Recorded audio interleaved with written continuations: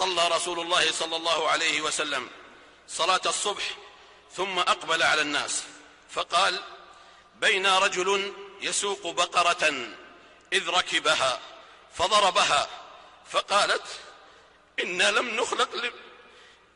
لم نخلق لهذا، إنما خلقنا للحرث. فقال الناس: سبحان الله، بقرة تكلم؟ فقال: فإني أؤمن بهذا أنا وأبو بكر وعمر. الحديث رواه البخاري ومسلم واللفظ للبخاري. فانظروا يا رعاكم الله كيف أدركت هذه البقرة ما خلقت لأجله وهي حيوان أعجم. فهل يدرك بنو آدم لماذا خلقوا؟ وهل قدروا الله حق قدره؟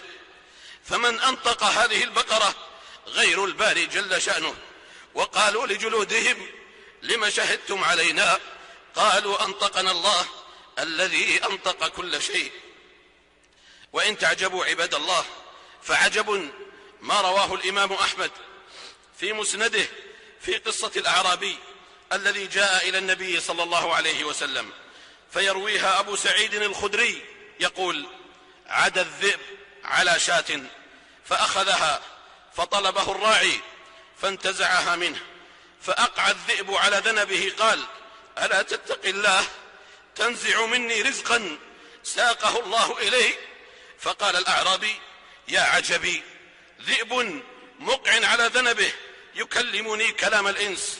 فقال الذئب: ألا أخبرك بأعجب من ذلك؟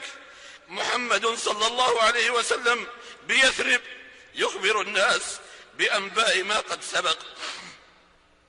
قال: فأقبل الراعي يسوق غنمه حتى دخل المدينة وأتى النبي صلى الله عليه وسلم. الحديث. سبحان الله ولا إله إلا الله والله أكبر. ذئب يخبر بالنبي صلى الله عليه وسلم ويدل عليه وعلى دعوته. فماذا صنعنا عباد الله؟ ذئب قدر الله حق قدره، فأين نحن من هذا؟ لقد عرضت الأمانة على السماوات والأرض والجبال فأبين أن يحملنها من باب قدر الله حق قدره، فلم يحملها إلا هذا الإنسان الظلوم الجهول. كل الخلائق قدرت الله حق قدره إلا بني آدم.